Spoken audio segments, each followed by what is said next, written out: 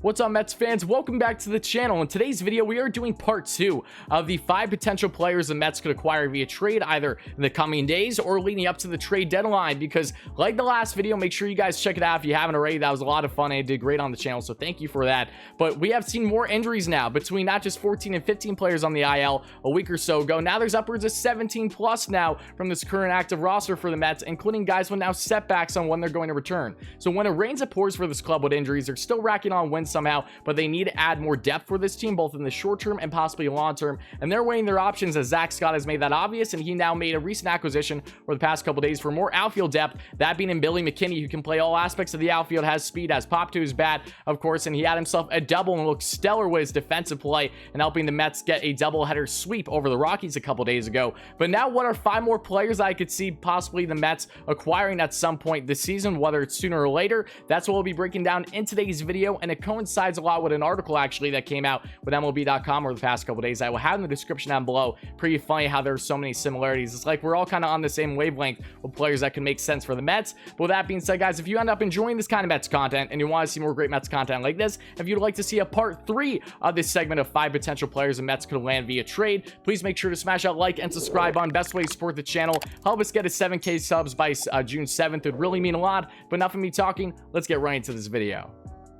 With the Giants, Padres, and Dodgers being the three-headed monster in the NL West, you'd have to assume the Arizona Diamondbacks will be selling at the trade deadline, if not sooner. And veteran infielder Eduardo Escobar, that can play both third base, shortstop, and or second, comes off as a very appealing short-term option for the New York Mets. No, he's not going to blow you away with his defensive ability, and he's not going to blow you away with his average on base skills, but he brings something that can be huge to the Mets, and that is pop in his bat, as he is currently 16th in all the MLB in home runs, 12th in RBIs, and for a Mets team that's second in all the MLB in home run rate and has been abysmal with runners in scoring position, this would be vital as a short-term solution. So Eduardo Escobar, you buy him on the low, you have him starting every day anywhere in that infield that isn't first base, and then once everyone is healthy, you can reestablish things and figure out if you want to keep him as an everyday starter, or if he say outperform like JD Davis on third, then you have him coming off the bench.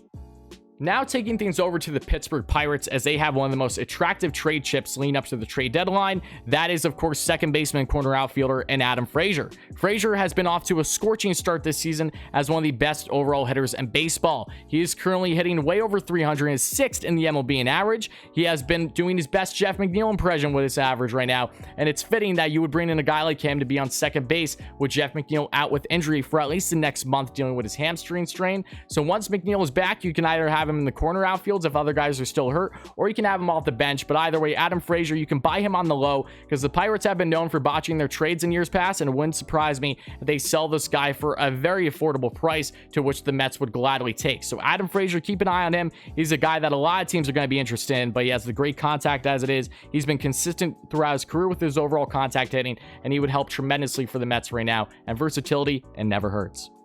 Now taking a cross-country trip all the way to Seattle, the Mariners are definitely selling this year. You can't even question it. When you have all these young promising players coming up within the organization, and you have a red-hot Mitch Haniger this year skyrocketing with his trade value, it's never going to get any better than this. So expect the Mariners to jump on this fairly soon and get rid of him while his value is so high. And Haniger, rightfully so, he's 9th in the MLB in home runs right now, the outfielder. He's 13th in RBIs. He's almost guaranteed to be gone within the next couple months for sure, and he's had a big bounce-back year for the Mariners, going like what he did a couple of years ago, where he was really looking serviceable. But a guy, you can buy him on the low. You should not have to give up a top prospect for him at all, and you're going to get a very serviceable outfielder with guys like Conforto still out, among others. And then once everyone's healthy, if he's, say, not making the cut, he comes off the bench. It is what it is. Not a long-term commitment given his contract, and you're definitely not going to have to give up too much to land him. Mitch Haniger, keep an eye on him. He's definitely a guy that I could see dealt within the next month or so.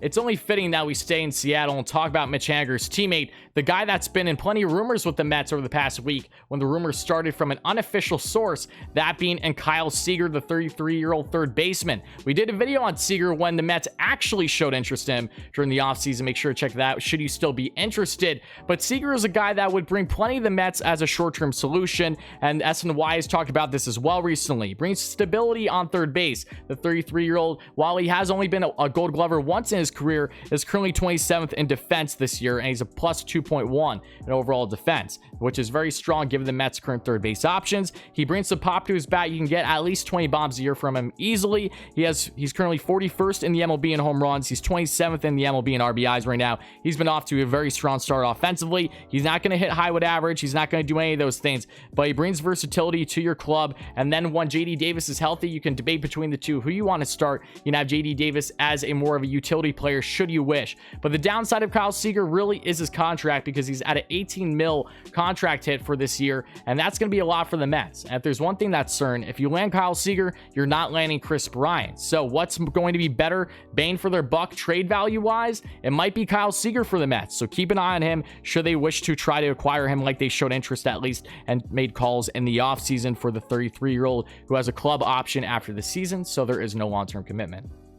Last but not least, we have the more pipe dream pick that I did a video on in the offseason on why he would be such a great fit for the Mets, that being an outfielder, Byron Buxton. The Minnesota Twins are currently a bottom feeder in the league and will be selling sooner than later, and Byron Buxton is going to be a very appealing piece, and if at the right price, the Mets should absolutely jump in on Buxton. He is an MVP caliber player. He's an electrifying player. If you want to change a franchise with a simple player, not just like a Francisco Lindor per se, even though he's had his woes, I know, you have a guy like Byron Buxton. He's one of the best defenders in the game. He has had one of the best bats in baseball this season up until his injury, because he's currently dealing with a hip injury, but he should be back fairly soon. He'll be starting to rehab assignment hopefully within the next week or so, and then he should be good to go. But Byron Buxton, what can I say about this man? He has been truly electrifying, and the Mets tried to land him a couple of years ago with Brody Van Wagenen as GM, but the difference was that the Twins were asking for Noah Syndergaard in return, so that's when Brody Van Wagenen said no, it's not going to happen.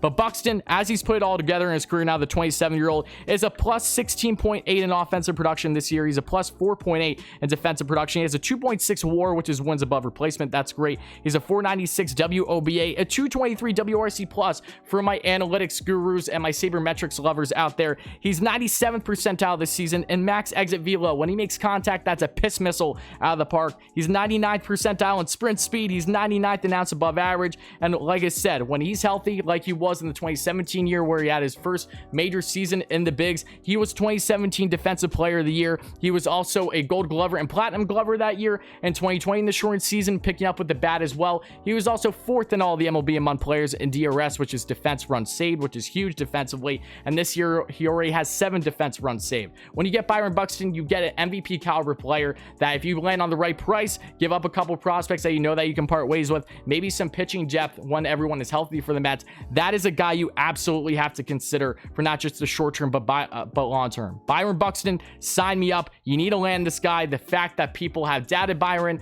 for the past year, going back to my video, baffles me, because he has all the potential in the world, and he has finally been putting it together the past year and a half, not just with his defensive game but with his bat. If you want an electrifying franchise star that can help the Mets propel to that next level, not just being a contender but even a World Series contender when everyone's healthy, Byron Buxton should definitely be in the thick of things as a player to put into consideration.